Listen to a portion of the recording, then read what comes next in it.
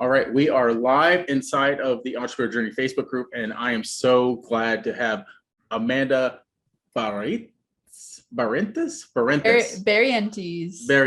I apologize. I knew I was going to struggle saying that last name. Amanda is the founder of NFA. No fooling around. We're going to use the word fooling, but it's actually another name. No fooling around money. And she has some great insight into mindset blocks around money and ways that we can, as entrepreneurs, break those blocks, right? And move forward. And we're going to learn also a little bit about her story. So Amanda, can you just kind of tell us a little bit about you that I kind of didn't fill in already? Yeah. Hey, everyone. It's awesome to be here. My company name is NFA Money, and I'm known as the money healer because I love to help entrepreneurs break through their money blocks. And, the cool thing about the money healing part is I was working with this community once. It was a sibling team, and we were doing money stories. And I always have people do money stories to understand what their blocks are. And, they're breaking through, and their family was just changing the way that they thought about money. And, in one of our sessions, they said, "You're a money healer." And I was like, oh, I love that, because all of us need money healing. Every single person I've ever met, somewhere in us, we've got unconscious beliefs about money, and it causes us to, infatuate with money, fear money, resent money, be jealous, all the things. Money brings up so much. And so that's what I love to share with people when I get to have the chance to help them see money from a different perspective and start to understand how they can break through some of their mental blocks around money. Nice. I always like to start off the interviews with asking just fun personal questions. So if you don't mind, your doctorate, what did you get your doctorate in? It's actually in sociology. So I have a doctorate in sociology and then a graduate certificate in gender studies, women and gender studies. So a lot of feminist type of work. And I actually did my research with incarcerated men. So I studied masculinity and victimization and how we often, think of men in the prison system as perpetrators. And all of my research I did life history interviews with them. And so I would spend 4 hours interviewing them and talking about their histories. And they spent on average 18 years incarcerated and were gang involved. And what I came to learn in the end was that these guys had just been terribly traumatized in their history, and that they were pretty incredible because they were in this rehabilitation program and they were overcoming. And they talked a lot about victim mindset and how they were overcoming their mindset. And it was incredible work. So so sociology, criminology, and gender studies. Nice. And you live in one of the most beautiful states, in my opinion, in the country, Colorado. I've been there. I've been to Boulder, and it was a fabulous experience. Can you tell me your favorite thing about Colorado? I'm a Colorado native, and I lived in Boulder for 25 years. So I love Boulder. Yeah. And now I'm in Colorado Springs, which is, it's funny, and Boulderites have this negative perspective of people in Colorado Springs. I don't know why, but moving here, I'm like, oh my God, it's just as beautiful. Like we've got a 14er in Colorado Springs. So my favorite thing about Colorado is mountains. Like I'm a trail runner, so I love the mountains. I grew up skiing and snowboarding, and then, now I trail run, and I just get blissed out when I'm hanging out in the mountains. Yeah. Coming from the East Coast, we live near mountains here.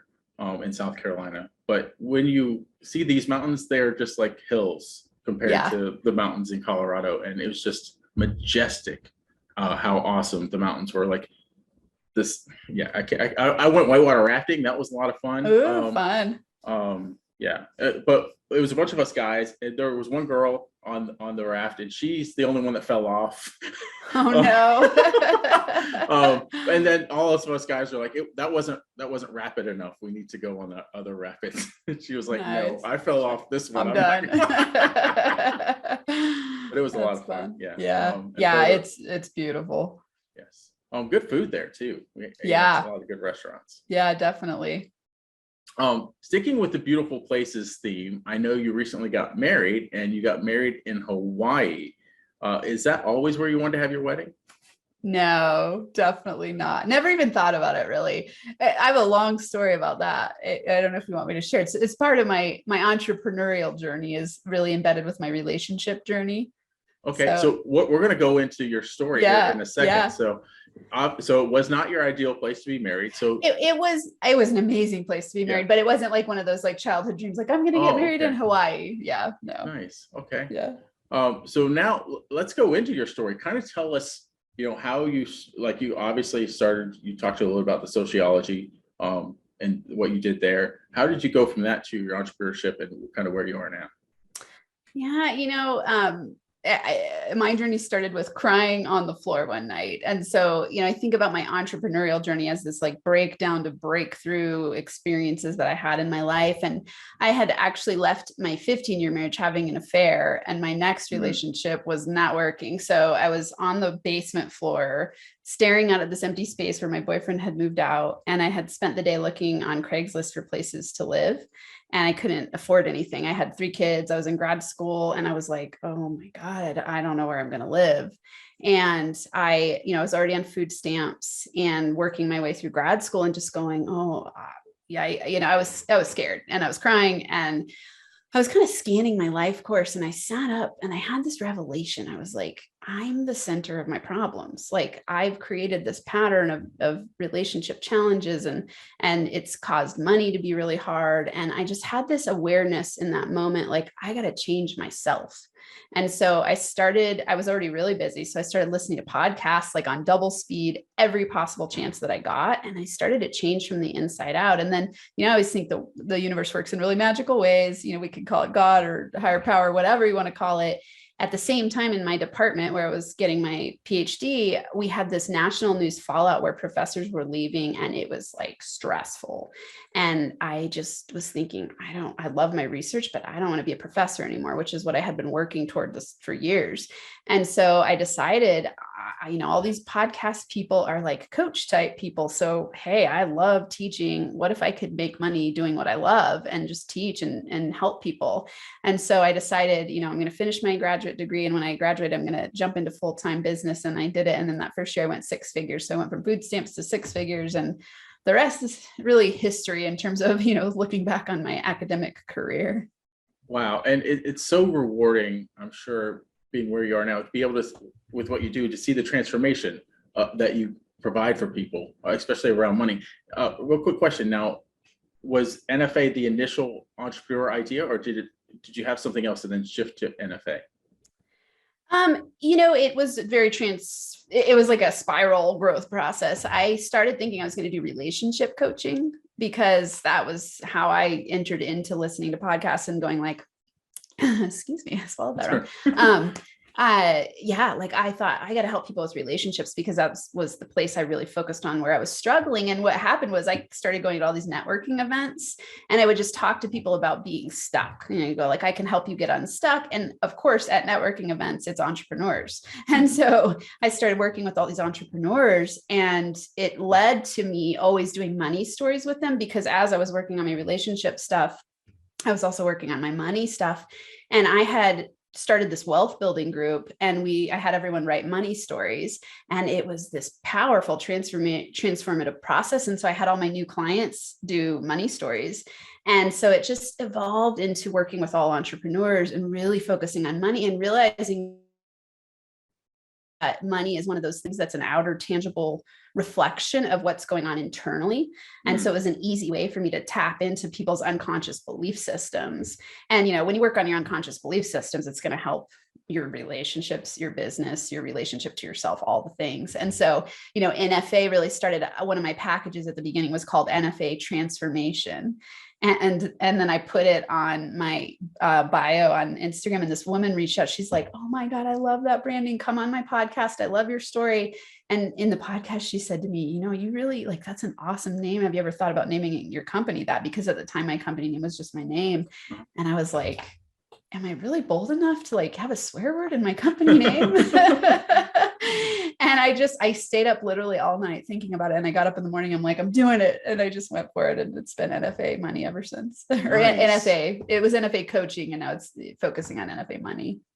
Nice. That is awesome. So now I kind of want to dive into that piece, right? The money piece and how you help people. One of the things that you talk about, I've seen, is the 3 competing commitments that keep all entrepreneurs stuck. Can you talk about what those 3 commitments are that and how to get unstuck? Yeah, absolutely. In doing those money stories with all different types of entrepreneurs, I started to see really consistent patterns in their belief systems. And so I thought, I got to come up with understanding and helping people frame this. And so I came up with this term, competing commitments. And all it means is that there's 95% of us that is unconscious and only 5% of us that's conscious. So it competes against itself. So let's say, for example, you go, I'm ready to build a 6-figure business, but you have 95% of your belief system rooted in all of the childhood things that you learned unconsciously that are held in your subconscious mind, saying you're not good enough. You don't know what you're doing. If you become too wealthy, people are going to think you're a greedy jerk. Money is hard to make. What if you fail? What if you succeed? And it's too much responsibility, all the things I kept hearing over and over again. And so I was like, wow, so there's 3 common big competing commitments for entrepreneurs. And I came up with this money blocks profile where you go, okay, the one of the main blocks is money is bad.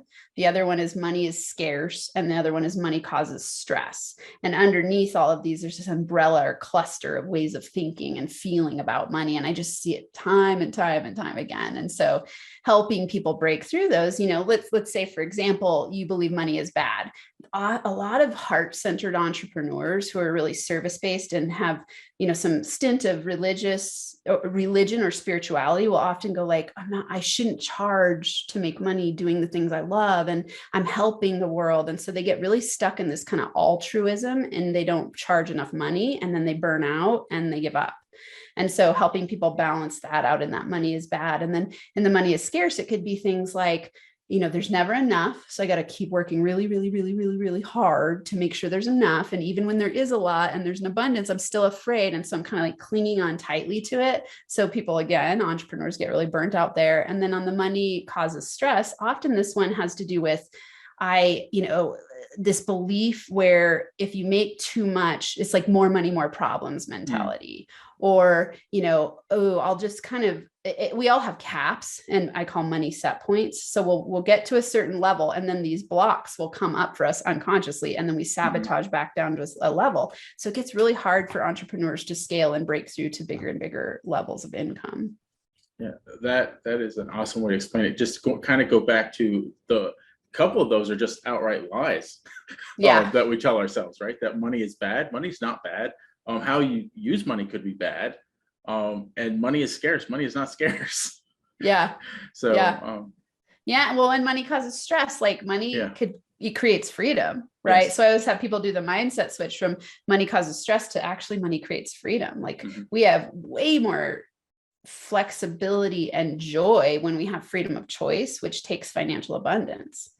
So if you can't unlock that thinking, and you keep focusing on money is bad, money is scarce, money causes stress, you're going to keep attracting that to you. And then you create that story over and over again to keep believing it. Yeah. Yeah. And there's so many good things that can be done with money. Yes. so many, right? And if you're holding yourself back from making money, you're holding yourself back from helping other people too, because if your business, if you're in the business of transformation, like most of the people watching this are, you're not transforming as many people if you're not able to grow your business. So, yeah, absolutely. Afraid to make money. Yeah. Well, and the interesting thing is, like, when we're transforming people, if we have money blocks, we project them onto the people that we work with. So when you don't charge enough, you're teaching other people not to value themselves. So you're just replicating that money block in your people. And so it's really powerful to learn how to value yourself and charge what you're worth and feel good about it, and work from your zone of genius, where you get to do what you love and make money doing what you love. And just like you're saying, more money equals more impact, right? When you don't have a lot of money, and I know because I've been on food stamps, all I thought about was money all day long. I was worried all the time, and I couldn't help anybody. I was in a state of survival and fear. And so, I like to think about poverty, or, poverty consciousness, or not having enough money and freaking out about it all the time. It's like an illness of your mind. Yeah. like it's not a healthy state, because really we're supposed to be in an abundant state and being able to be creative and impact the world in the ways that we were born to do. So let's transition to the money blocks. These money blocks are keeping entrepreneurs from growing their business. So can you talk about some of the main money blocks? I think it's more than just the three, or just kind of expand on that. Yeah. So it's those three that I like to come up with simple systems. So it's like under those three, there's a lot of different beliefs. So that's kind of like a paradigm belief, like money is bad. That could be where you go, I don't really care about money. Right. Like I hear people say this all the time, money doesn't really matter. And you're like, oh, okay, there's some unconscious belief there, because of course money matters, right? That's like saying my health doesn't matter. Right. And of course your health matters. We all want financial freedom because it gives us choice.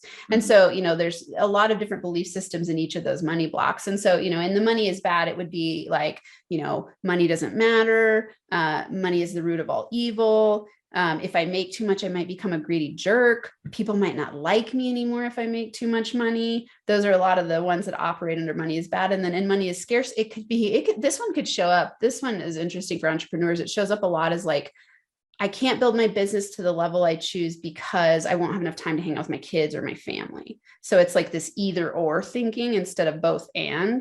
So it's scarcity, right? Where we go like, I only have time to do this or this. And so there's a lot of scarcity of time thinking in this one, where it's like, I don't have time is running out, even like I'm getting too old. It's not happening fast enough, those kind of things. And I see this over and over again. And then in the money causes stress, it'd be thinking things like, there's a lot of avoidance that goes on here, where you don't want to look at your money, which means you make your time very inefficient because you're afraid to look at it, because money causes stress. So then you don't look at what your highest ROI actions are, which then means you got to work harder, which means that you're going to burn out. Right. And so it's most people have a variation of these going on in a mix. Some people will break through one and then another one comes up. And the important thing for everyone to know is that they never go away.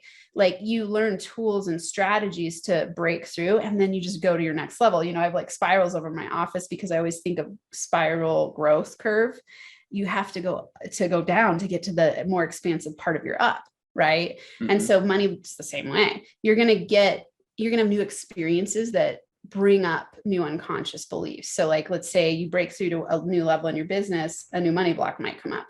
You get married, new money block. You have kids, new money block, right? So it's going to be constant practice to be a master of yourself. Yeah. It makes me also, some piece that you said in there makes me think about focus. What you focus on expands, right? So if you're focusing on decrease or focusing on less, that's what you're going to get. If you're focusing on increase and you're looking at your money from an increase perspective, how do I increase it? That's what you're going to get. Exactly. Yes. I love that you said that. I always use that term, like what you focus on expands. And so this is where most people think they're focusing on building their business, and they're like, but I'm focusing on building it bigger. But really what their feelings are focused on is fear and uncertainty and doubt. And so that's 95% of you is going to pull back the success and sabotage you. It keeps people from investing in their business because of the fear mentality. Definitely. Yeah, absolutely. They think like, oh, if I spend this money, there might not be enough here, instead of thinking of it as growing and nurturing and investing in yourself. I always think that, like, I have different investments, but I always think the best use of any investment is to invest in my business. If I have that money, I'm going to invest it in my business. Yeah. So. Right. Because the more you nurture it, the bigger and bigger it can grow. Yeah. Well, thank you so much for this information, because it is so valuable. How do people get in touch with you? And do you have something special to offer our audience? Yeah. So everyone here can go to nfamoneyformula.com. So nfamoneyformula.com. And this gives you a video with my 3 steps to help people break through. This is something that's a cheat sheet, a video. Like if you use this every single day, amazing results, and it's totally free. So go there. I release videos every week on YouTube. So NFA Money, go to nfamoney.com. You'll find all kinds of awesomeness. I love Instagram. And so there's all kinds of free and paid services. I have my most recent thing is a program called Reprogram Your Money Mindset. And I work with people either in group or individually, and incredible results. Like people double their income, have the biggest money months they've ever had, like just breakthroughs, right? It's just having someone help you see what you can't see about your money blocks can change you forever. Yes. And I will say this because, my company is a marketing company. Before you even venture into you have to have that mindset around your money, right? Because before, like we talked about investing in your business, you have to have the right mindset about investing in your business to not self-sabotage. Yeah. Oh, absolutely. So I highly recommend. I think it's the core of it's like, yes. It's the core. I mean, really, why? It's self-mastery. Yep. When you master yourself, you master everything in your life. When you master your money, it doesn't master you. Right. Yes. Yeah. So I highly encourage everyone to go check out NFA, NFA.com. No, it's not NFA. NFAmoney.com. NFAmoney.com. Yep. I've checked out a lot of her content. It is awesome. I'm really impressed by everything that she does. So thank you, Amanda. Thank you for being on the entrepreneur journey today. And until next time, entrepreneurs, keep moving forward.